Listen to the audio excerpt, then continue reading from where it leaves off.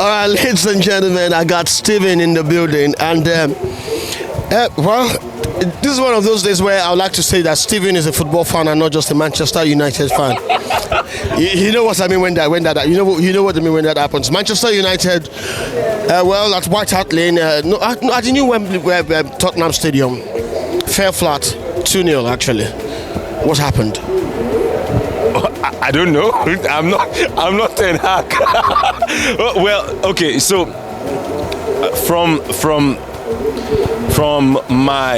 a spectator's angle, I see a scattered team. A scattered team. I mean, I'm wondering, are these guys football players, or there are some bunch of chickens brought into a football pitch to run after corn? Is that not really harsh, like a bunch of chickens? I mean, I don't get it. No good pass done from no one, none. I can't remember anyone. Could it be because of Tottenham's setup? Let's look at Tottenham's setup. I'm always against any football team that comes to a football match to play according to the opponent's rhythm. It doesn't make sense to me. If you know what you're doing, they are supposed to be playing to your rhythm. Or you will play your rhythm and then, of course, may the best man win. Exactly. As far as this game was concerned, the best play won. The best men won. Man United was outclassed. Outplayed, outclassed, outfoxed, outshined, out everything. I feel like they are still sleeping. I sincerely feel like these guys feel like, oh, I mean, we are still in last season, so we are on top of the league, so let's continue. they were not on top of the league last season. Whatever they are thinking, but I think they are sleeping. They need to, because now, so this is what happened last season. Yeah, they were dragging. There was a lot of slow paces and all of that, and then suddenly after 2 losses, whatever the manager told them, and then they are everywhere. What I'm seeing now is a repetition of they are dragging, but slowing. But let's look at whatever it is that's wrong with Manchester United. Okay, there's this sudden crucifixion of Garnacho.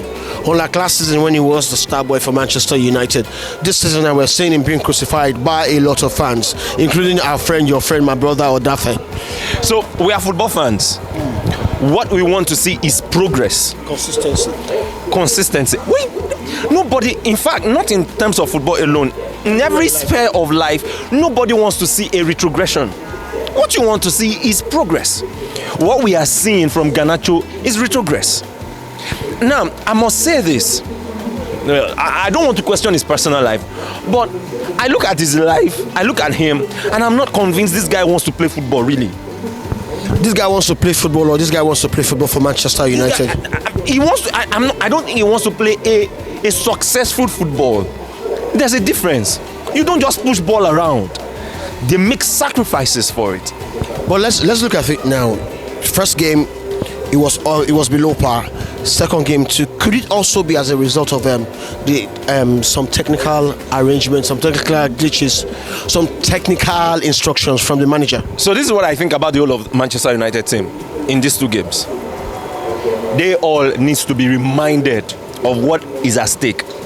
They all need to be reminded of what is happening right now. I think they don't know, or they are forgotten. It's not a Garnacho thing. The whole of that team didn't play well last week. The whole of that team didn't play well this week. So it's not just Rafael Varane was the spark last week. Came up with that, That was just a moment of something that happened. It wasn't because he convincingly played. It wasn't because he convincingly played a good football. Okay, let's leave that. The whole of that thing is bullshit. Sorry. Yeah, it's bullshit. Okay, let's talk about Harry Kane. Let's talk about Tottenham and Harry Kane. Is Tottenham better without Harry Kane? From your own point of view. Okay, so this is another. Now, that's why the fact that Tottenham won the game, I am still unconvinced with them. Now, But they kept you in second half. They kept Manchester United practically in their own half. Manchester United was not playing nothing. Bring these guys against Newcastle. Not even Man City. Bring these guys against Newcastle, the current one, and then ask me a question about them. I probably will have something else to say. But as for now, their first game unconvincing, their second game unconvincing, with or without Harry Kane.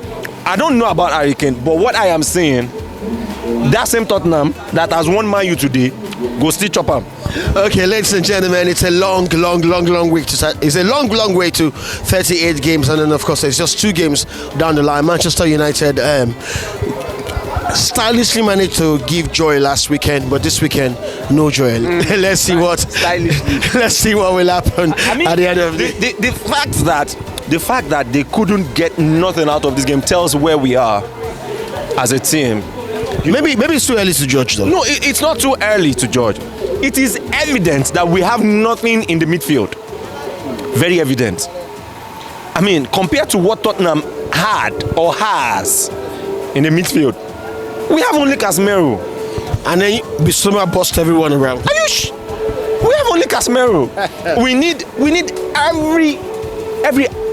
we need every firing guns in the midfield.